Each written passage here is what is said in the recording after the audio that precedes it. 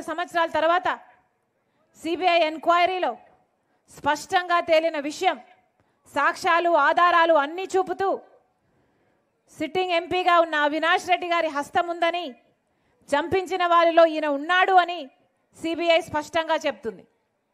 మేము చెప్పటం లేదు, సిబిఐ చెప్తుంది.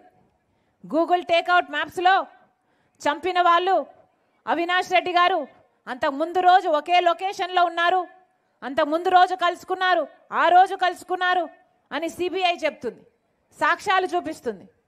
అలాగే ఫోన్ రికార్డ్స్, చంపిన వాళ్ళు అవినాష్ రెడ్డి గారు మాట్లాడుకున్నారు, అంతకు ముందు మాట్లాడుకున్నారు, ఆ రోజు కూడా మాట్లాడుకున్నారు అని సిబిఐ కాల్ రికార్డ్స్లో సాక్ష్యాలలో చూపిస్తుంది. అలాగే 40 కోట్ల కోసం డీలు మాట్లాడుకున్నారు, అందులో అడ్వాన్స్ కూడా ఇచ్చారు, అడ్వాన్స్ కూడా ముట్ట చెప్పారు అని అవినాష్ రెడ్డి గారి తిక్కు అన్ని వేలులు చూపిస్తున్నాయి. ఇన్ని సాక్ష్యాలు ఇన్ని ఆధారాలు ఉన్నా కూడా ఈ రోజు వరకు కూడా వివేకానంద రెడ్డి గారు చంపించిన వారికి ఈ రోజు వరకు కూడా శిక్ష పడలేదు. చంపిన వారికైనా చంపించిన వారికైనా ఎందుకు అని అడుగుతున్నాం. ఎందుకంటే చనిపోయింది, చంపబడింది సాక్షాత్ రాజశేఖర రెడ్డి గారు 2 సార్లు ముఖ్యమంత్రిగా ఉన్న వ్యక్తి తమ్ముడు అయినప్పటికీ రాజశేఖర రెడ్డి గారి కొడుకే ముఖ్యమంత్రి స్థానంలో ఉండి తన అధికారాన్ని అడ్డు వేసి హత్య చేయించిన అవినాష్ రెడ్డి గారిని కాపాడుతున్నాడు కాబట్టే ఈ రోజు వరకు కూడా కేసు ముందుకు వెళ్ళలేదు, శిక్ష పడలేదు. ఇది న్యాయమో అన్యాయమో మీ అందరూ ఆలోచించాల్సిన అవసరం వచ్చింది. కర్నూలులో సిబిఐ అవినాష్ రెడ్డి గారిని అరెస్ట్ చేయడానికి పోతే 3 రోజులు కర్ఫ్యూ వాతావరణం సృష్టించి భయభ్రాంతులకు సృష్టించి పోలీసులంతా మూకలను పెట్టి వాళ్ళ గుండాలనంతా పెట్టి అవినాష్ రెడ్డిని అరెస్ట్ కాకుండా అడ్డం పడ్డాడు ముఖ్యమంత్రి జగన్మోహన్ రెడ్డి గారు. అక్యూజ్డ్గా సిబిఐ చెప్తున్న వ్యక్తిని కాపాడాల్సిన అవసరం ఏముంది జగన్మోహన్ రెడ్డి గారికి అని అడుగుతున్నాం. ఇలాంటివి జగన్మోహన్ రెడ్డి గారు సమాధానం చెప్పాల్సిన విషయాలు ఎన్నో ఉన్నాయి. అంత ఘోరంగా క్రూరంగా ఆయనను చంపేస్తే ఇల్లంతా రక్తమైతే ఆ రోజు సాక్షి ఛానల్లో చెప్పింది వివేకానంద రెడ్డి గారు హార్ట్ అటాక్తో చనిపోయారు అని. మరి అలా ఎందుకు చెప్పిందో జగన్మోహన్ రెడ్డి గారు ఇంతవరకు నోరు విప్పలేదు, ఇంతవరకు జగన్మోహన్ రెడ్డి గారు సమాధానం చెప్పలేదు. వివేకానంద రెడ్డి గారు చనిపోయినప్పుడు సిబిఐ ఎంక్వైరీ కోరిన వ్యక్తి అదే జగన్మోహన్ రెడ్డి గారు ముఖ్యమంత్రి అయిన తర్వాత సిబిఐ ఎంక్వైరీ వద్దు అని ఎందుకన్నాడో జగన్మోహన్ రెడ్డి గారు ఈ రోజు వరకు సమాధానం చెప్పలేదు. దాచుకోవడానికి ఏమీ లేకపోతే, భయపడడానికి ఏమీ లేకపోతే సిబిఐ ఎంక్వైరీ చేసుకుంటే ఇంకొక ఎంక్వైరీ చేసుకుంటే మీరు ఎందుకు భయపడుతున్నారు, ఎందుకు కాపాడాలని చూస్తున్నారు? 5 సంవత్సరాలుగా ఒక హత్య చేశాడు అని తెలిసిన వ్యక్తిని జగన్మోహన్ రెడ్డి గారి కాపాడడం ఒక ఎత్తు అయితే ఈరోజు మళ్ళీ అదే వ్యక్తికి మళ్ళీ ఎంపీ టికెట్ ఇవ్వడము ఎంత సబబు అని అడుగుతున్నాం. అంటే హత్య చేసిన వాళ్ళే మళ్ళీ పదవుల్లో ఉండాలి, అధికారాన్ని తప్పించుకోవడానికి వాడుకోవాలి, మళ్ళీ హత్య చేయించిన వాళ్ళే చట్టసభలకు వెళ్ళాలా? ఇదేనా న్యాయం? ఇదేనా ధర్మం? ఇది ప్రశ్నించడానికే రాజశేఖర రెడ్డి బిడ్డ ఈరోజు పోటీకి నిలబడింది. నేను రాజశేఖర రెడ్డి బిడ్డను.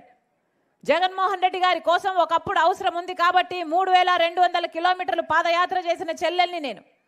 కానీ ఈరోజు అన్యాయం జరుగుతుంది కాబట్టి ఇది సహించలేక ఈరోజు అన్నకే ఎదురుగా పోటీగా నిలబడింది రాజశేఖర రెడ్డి బిడ్డ. నేను రాజశేఖర రెడ్డి బిడ్డను. పులి కడుపున పులే పుడుతుంది, దేనికి భయపడేది కాదు రాజశేఖర రెడ్డి బిడ్డ. అలాగని అన్యాయం జరుగుతుంటే సహిస్తూ నిలబడి చూసేది కూడా కాదు రాజశేఖర రెడ్డి బిడ్డ. ఇక్కడ అన్యాయం జరుగుతుంది కాబట్టే రాజశేఖర రెడ్డి బిడ్డ పోటీకి నిలబడింది. ఈరోజు ఒకవైపు రాజశేఖర రెడ్డి బిడ్డ నిలబడింది, ఇంకోవైపు రాజశేఖర రెడ్డి గారి తమ్ముడిని హత్య చేయించారు అని సిబిఐ చెప్తున్న అవినాష్ రెడ్డి గారు ఇంకోవైపు నిలబడ్డారు.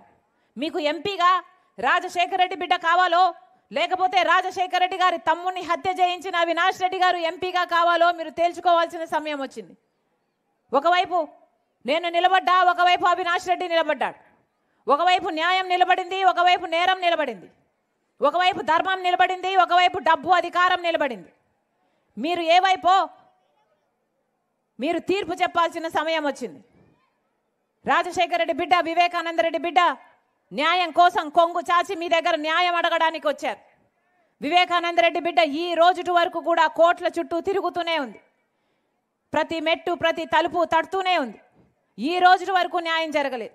అందుకే ప్రజా కోర్టులో తేల్చుకోవాలని, మీరు న్యాయం చెప్పాలని రాజశేఖర రెడ్డి బిడ్డ, వివేకానంద రెడ్డి బిడ్డ మిమ్మల్ని కొంగు చాచి న్యాయం అడుగుతున్నది. అందుకే మీరందరూ న్యాయం పక్షాన నిలబడతారని, రాజశేఖర రెడ్డి బిడ్డను ఆశీర్వదిస్తారని, ఎలాగైతే రాజశేఖర రెడ్డి గారు మీకు సేవ చేశారో, ఎలాగైతే వివేకానంద రెడ్డి గారు మీకు అందుబాటులో ఉన్నారో, రాజశేఖర రెడ్డి బిడ్డ మీకు మాటిస్తుంది.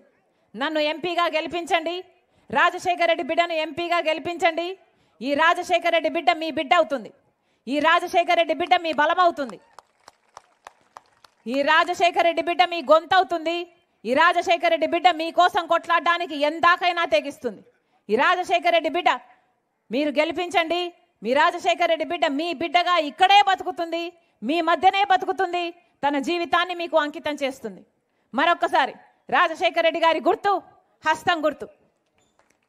గొప్ప మెజారిటీతో రాజశేఖర రెడ్డి బిడ్డను గెలిపించాలని, మీ రాజశేఖర రెడ్డి బిడ్డ ఒక ఎంపీకే కాదు ఎమ్మెల్యేగా నిలబడిన బ్రహ్మానంద రెడ్డి అన్నను గొప్ప మెజారిటీతో గెలిపించాలని, మీ రాజశేఖర రెడ్డి బిడ్డ ప్రతి అన్నను, ప్రతి తమ్ముని, ప్రతి అక్కను, ప్రతి చెల్లిని న్యాయం కోసం, రాజశేఖర రెడ్డి గారికి, వివేకానంద రెడ్డి గారికి న్యాయం చేయటం కోసం ప్రతి ఒక్కరిని ప్రార్థిస్తుంది.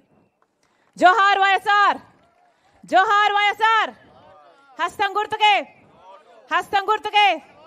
అమ్మా హస్తం గుర్తు, అమ్మా హస్తం గుర్తమ్మా, అమ్మా గుర్తు మర్చిపోకండి. హస్తం గుర్తు తల్లి, న్యాయం పక్షాన నిలబడతారని రాజశేఖర రెడ్డి బిడ్డ ఆశిస్తుంది. హస్తం గుర్తమ్మా, అన్న హస్తం గుర్తు, అమ్మా హస్తం గుర్తు. అమ్మా ఆశీర్వదించండి, అన్న ఆశీర్వదించండి. అమ్మా నమస్తే, అమ్మ ఆశీర్వదించండి.